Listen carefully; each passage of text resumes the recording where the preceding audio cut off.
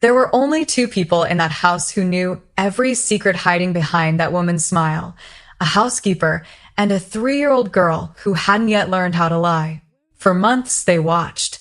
For months they said nothing because no one believed them and no one asked. Then, on one ordinary afternoon, the fiancée made a choice she could never take back. She put her hands around the housekeeper's throat to silence her for good.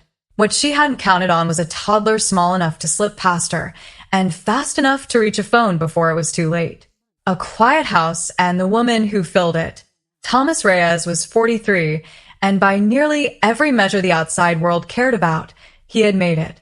He'd built a logistics company from a single delivery van into a fleet spanning 4 states, and lived in a brick colonial house at the end of a quiet street outside Charlotte, North Carolina, the kind of neighborhood with trimmed lawns and neighbors who waved from their porches on Sunday mornings. Thomas worked long hours, the kind that started before sunrise and often ran past dark, because effort and discipline were the only language he really knew how to speak.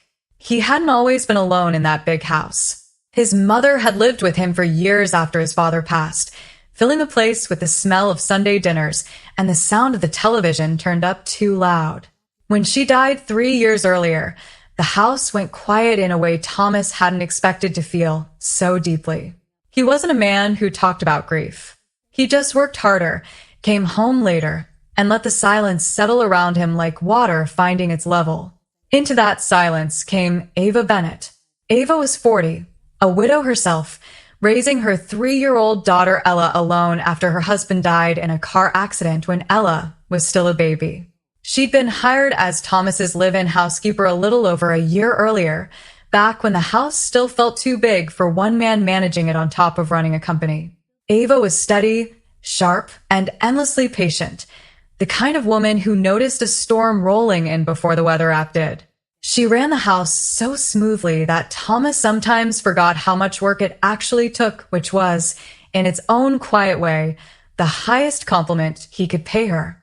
Little Ella grew up in that house the way some children grow up in the back seat of a car, present for almost everything, seen by almost no one important, but absorbing far more than anyone realized. She had her mother's watchful eyes and an unusually calm, observant nature for a 3-year-old. She didn't babble the way some toddlers did. She watched. She listened. And she remembered things far longer than most adults gave her credit for. Because Thomas worked such long hours, Ava and Ella were the only two people who spent real time inside that house day after day. They knew which floorboards creaked. They knew what time the mailman came. And eventually, they came to know things about the newest addition to the household that Thomas himself hadn't figured out yet. The woman who charmed everyone but two. Her name was Harper Lang, 29, effortlessly beautiful, with a magnetic charm that made her room feel warmer the moment she walked into it. Thomas had met her at a business conference in Atlanta, where she'd introduced herself as an event coordinator, admired his work ethic, and told him over drinks that stretched into the early morning that she'd never met a man so committed to the people who depended on him. Thomas, lonely in ways he rarely let himself admit, had fallen fast. Within 4 months, Harper had moved into the house. Within 7, there was a ring on her finger. To Thomas, Harper was warm, attentive, endlessly supportive of his long hours. She packed his lunches, sent sweet texts through the day, greeted him at the door with a glass of wine and a listening ear. By every outward appearance, it was exactly the kind of partnership a busy, grieving man could be grateful for. But Ava saw something different. She saw Harper's mood shift the second Thomas's car pulled out of the driveway each morning, warmth draining out of her voice like water down a sink. She saw Harper take phone calls in hushed, clipped tones in the garden, glancing over her shoulder every few seconds. She noticed unfamiliar men occasionally parked down the street rather than in the driveway, men Harper always met outside rather than inviting in. And she noticed, because a housekeeper notices everything whether she wants to or not, that in over 5 months of living under the same roof, Harper never once asked her a single personal question. Not about Ella. Not about her late husband. Nothing at all. It was as if Harper had decided from day one that Ava wasn't a person worth knowing. just a piece of furniture that happened to clean up after her. Ava never said a word to Thomas about any of it. Not directly. Not in those early months. What could she even say? Your fiancé's voice changes when you're not around. That wasn't the kind of thing you brought to your employer without sounding paranoid, or worse, like you were trying to sabotage his happiness out of jealousy. So Ava kept her head down, did her job, and quietly kept her eyes open, because something in her gut, the same instinct that had once warned her not to trust the mechanic who swore her husband's car was fine, days before the accident that took him, was telling her that something about Harper Lang didn't add up. Ella, in her own small orbit, had started avoiding Harper altogether. Her daughter, normally curious and willing to wander toward anyone in the house, had taken to sticking close to Ava's side whenever Harper was near, watching the woman with the same wary stillness a small animal gives something it senses is dangerous, even if it can't explain why. Once, when Harper reached out to smooth Ella's hair back in front of Thomas, a gesture that looked sweet and maternal from the outside, Ella flinched so hard she nearly knocked over a lamp. Thomas laughed it off as toddler shyness. Ava felt her stomach drop. Fragments through a laundry room window. By early spring, the cracks in Harper's carefully built performance had started showing more often, at least to the two people paying close enough attention to notice. Thomas remained blissfully unaware, consumed by a merger that ate up nearly all his waking hours, trusting Harper completely with the wedding planning, the household decisions, and increasingly, decisions about his personal finances he probably should have watched more closely. Ava had started keeping a mental list she never planned on sharing with anyone unless she absolutely had to. Harper had asked Thomas, gently over dinner, about restructuring his investment accounts before the wedding. She'd suggested more than once that his life insurance policy should be updated now that they were practically family. She'd pushed, subtly but persistently, for Thomas to sign over partial ownership of the house as a gesture of commitment, something Thomas had brushed off with a laugh, telling her there was plenty of time for that after the wedding.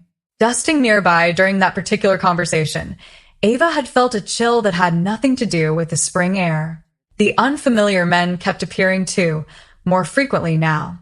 One in particular, a lean, sharp-featured man who always wore the same gray jacket regardless of the weather, started showing up at least once a week, always parking down the block, always meeting Harper in the side garden where the hedges blocked every window except one, the laundry room window, which Ava happened to pass nearly every day. Over the following weeks, she caught fragments of their conversations. Never enough to piece together the full picture, but enough to raise the hair on the back of her neck every time. Words like timeline. Words like once it's finalized.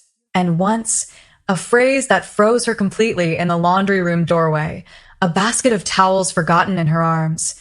He trusts her completely. It won't even look suspicious. Ava told herself for weeks it could mean anything. A business deal, a surprise party, something innocent her imagination had twisted into something sinister. But the feeling in her gut refused to settle. It grew heavier every day. She almost told Thomas twice. The first time, she knocked on his study door late one evening, ready to explain everything, only to lose her nerve the moment he looked up from his laptop, exhausted from work, and she thought about how it would sound. A housekeeper accusing his fiancée of something she couldn't even name, based on overheard fragments and a toddler's discomfort. She made up an excuse about a grocery budget and left without saying what she'd come to say. The second time was worse. She actually started the conversation, telling Thomas gently that Harper seemed to spend a lot of time with a man in a gray jacket that maybe it was worth asking about. Thomas's face darkened, not with concern for himself, but with defensiveness on Harper's behalf. That's her cousin's business partner, Ava. He's helping her plan a surprise for the wedding. I'd appreciate it if you didn't spread rumors about the woman I'm about to marry. His tone wasn't cruel, exactly, but it was final, closing the door before the conversation had really opened. Ava apologized, went back to her work, and quietly decided that unless she had real, undeniable proof, there was no point risking her job, and by extension, her daughter's stability, chasing a feeling she couldn't fully explain. She told herself to keep watching Ella closely and trust that whatever was happening, if it was truly dangerous, would eventually surface in a way even Thomas couldn't ignore. She had no idea how soon that moment would come, or how close it would bring her to losing everything. An ordinary Tuesday. Behind the hedges that blocked every window but one, Harper and the man in the gray jacket were no longer discussing vague timelines. Their plans had moved from careful and abstract to something far more concrete, far more permanent, a plan that, if it succeeded, would leave Harper in control of everything Thomas had spent his life building, with no one left standing in her way. It was a Tuesday, warm and unremarkable, the kind of early summer afternoon where the biggest concern in most households was whether to run the sprinklers before the heat set in. Thomas had left for the office before 7 that morning, deep in the final week of closing his merger, telling Harper over coffee he might not be home until well after dark. Harper kissed him goodbye at the door with what looked, to any casual observer, like genuine affection. The moment his car disappeared down the street, her expression shifted the way it always did, the soft warmth draining away, replaced by something colder, more focused. She made a phone call from the kitchen that afternoon, her voice low, but not quite low enough. Ava, folding laundry in the next room with Ella playing quietly at her feet, caught something she was never meant to hear. It has to happen this week. He's finalizing the merger Friday, which means the new life insurance policy goes into effect Thursday night.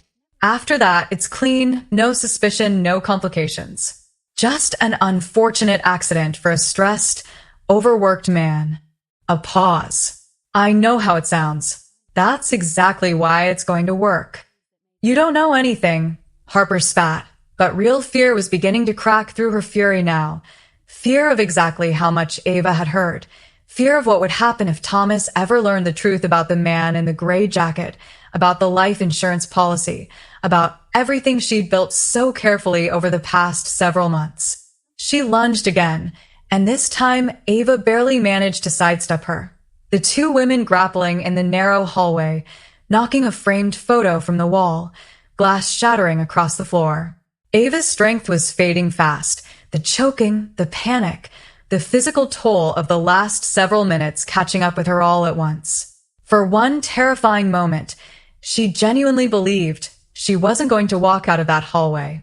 And then, from the driveway outside, came the unmistakable screech of tires. 2 minutes. Thomas had made a 15-minute drive in under 9, running 2 red lights and barely avoiding a collision at the last intersection before his own street, his heart pounding harder than it ever had in any boardroom, any crisis, any moment of his entire life. He threw the car into park before it had fully stopped moving and was out the door and sprinting up the front walkway, Ella's terrified voice still echoing in his ears. She can't breathe. Please come home. 2 minutes.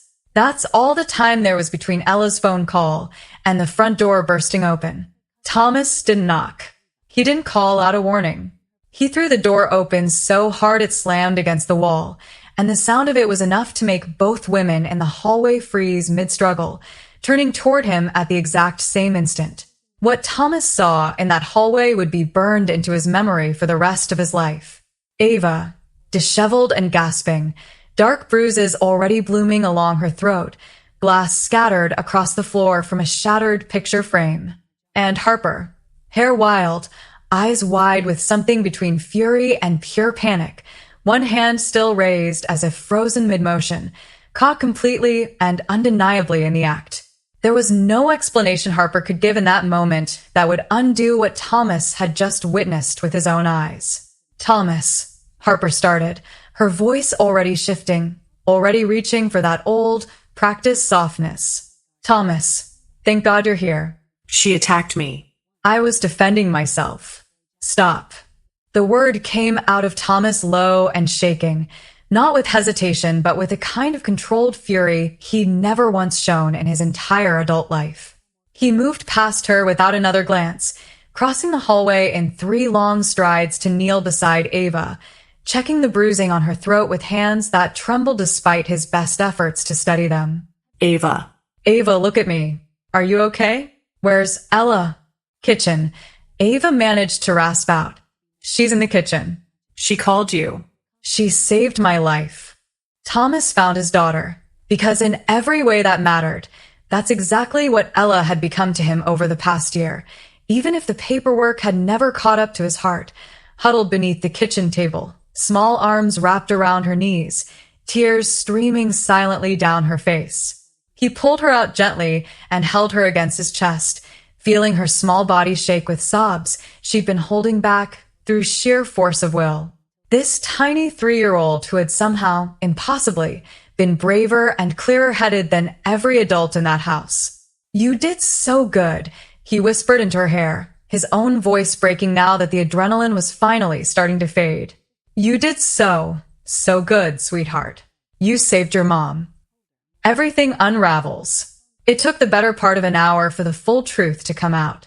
Once her breathing had steadied and a paramedic had checked her over, Ava told Thomas everything, every overheard fragment, every suspicious phone call, every uneasy feeling she'd swallowed down for months rather than risk her job over a suspicion she couldn't fully prove. She told him about the man in the gray jacket, about the life insurance policy set to activate Thursday night, about the phrase that had chilled her to her core, an unfortunate accident for a stressed, overworked man. Thomas sat with that truth for a long, silent moment, feeling something inside him rearrange itself completely. Every soft memory of the past year with Harper suddenly recast in a darker, colder light. The gentle mornings, the listening ear after long days, all of it, apparently, built on a foundation designed from the very beginning to end with him gone, and everything he'd built in someone else's hands. He looked at Harper, standing near the front door now under the watchful eye of 2 police officers Ava had insisted on calling despite her exhaustion. Her carefully constructed persona, finally and completely stripped away, revealed something hollow and desperate underneath. He didn't ask her to explain. There was nothing left to explain. "You need to leave," he said quietly, "tonight. And you are never coming back to this house again." The police, gathering statements and evidence for what would become a serious assault charge, asked Thomas directly whether he wanted to pursue the attempted fraud and conspiracy angle as well, given what Ava had overheard. Thomas hesitated, and in that hesitation was a whole year of memories he couldn't quite bring himself to erase completely, even now, even knowing everything he knew.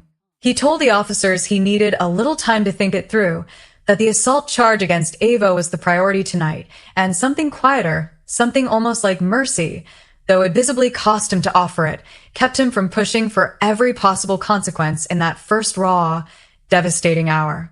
As Harper was finally escorted out to a waiting car, her polished composure long gone, she turned back one last time, her eyes cutting past Thomas entirely and landing instead on Ava, who stood in the doorway with Ella held tight against her hip. "This isn't over," Harper said, low and venomous, the last mask finally dropping completely. "You think you've won. Watch yourself, Ava. Watch that little girl of yours, too." The door closed behind her before anyone could respond, the car pulling away into the darkening evening. For a long moment, the house stood in a silence different from every silence Thomas had known since his mother passed, heavier, but somehow also lighter, like a held breath finally released. What was left standing? Thomas turned to Ava and Ella, standing together in the doorway, and something in his chest ached at how small they both looked, at how much they had carried alone for so many months, while he'd been too distracted, too trusting, too wrapped up in his own grief, and worked to notice what was happening right under his own roof. "I'm sorry," he said simply. "I should have listened. I should have believed you the first time you tried to tell me." "You believe us now," Ava said quietly, pulling Ella a little closer. "That's what matters."